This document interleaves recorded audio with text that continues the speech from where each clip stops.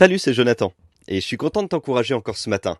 Le sujet que je vais te partager, c'est le ticket de métro. Un peu bizarre, un peu comme titre, mais tu vas voir, ça signifie vraiment quelque chose. Ce que j'aimerais te faire comprendre au travers de ce titre-là, c'est qu'il y a toujours quelque chose de prévu pour toi, même au moment où tu t'y attends pas. La Bible dit dans le psaume, chapitre 139, verset 4 de la parole de vie, je n'ai pas encore ouvert la bouche, que tu sais déjà tout ce que je vais dire. Ce que tu dois savoir, c'est que Dieu n'attend pas toujours que tu pries pour résoudre ton problème. Dans le ciel, il a déjà pourvu à toutes les résolutions dont tu as besoin. Tu sais, lorsque j'étais jeune chrétien, moi je partais de Créteil pour aller à Paris dans le 11e arrondissement, c'est là où se trouvait mon église. Et comme mes parents n'étaient pas chrétiens, bien j'y allais tout seul.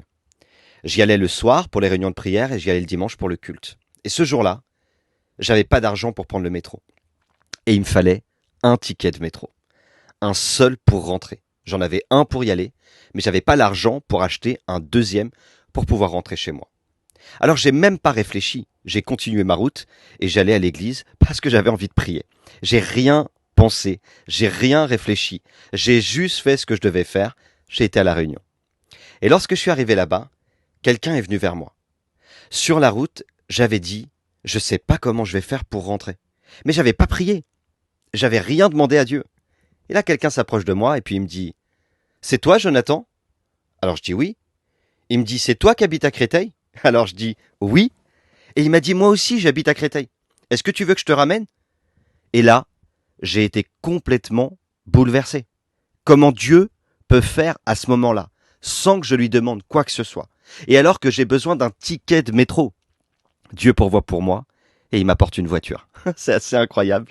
Mais tu vois, il faut lui faire confiance. En fait, avant même que je lui demande quoi que ce soit, dans le ciel, il avait déjà pourvu. Ce que je voudrais te faire comprendre, c'est que ta situation, ce que tu vis, tes besoins les plus profonds, ne sont pas ignorés par Dieu. Il les connaît et il a déjà prévu le moyen de t'en faire bénéficier.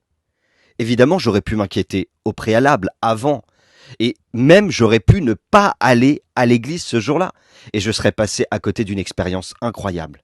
Alors n'aie pas peur. Continue à suivre ta route, à vivre ce que tu vis et à faire ton chemin, parce que c'est sur ce chemin-là que tu vas vivre les plus belles expériences. Quelques conseils pour toi ce matin. Ne t'inquiète pas plus qu'il en faut, car Dieu sait, Dieu connaît, Dieu voit, et donc Dieu pourvoit.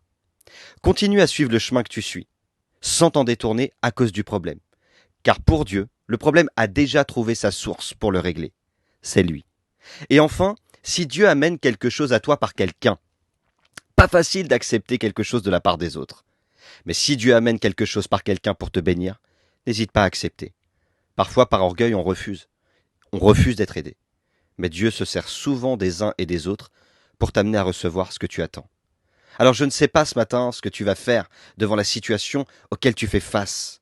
La seule chose que je sais, c'est que tu n'as pas ouvert la bouche, qu'il a déjà préparé le moyen de te répondre. Alors n'oublie pas, Dieu a mis son potentiel en toi.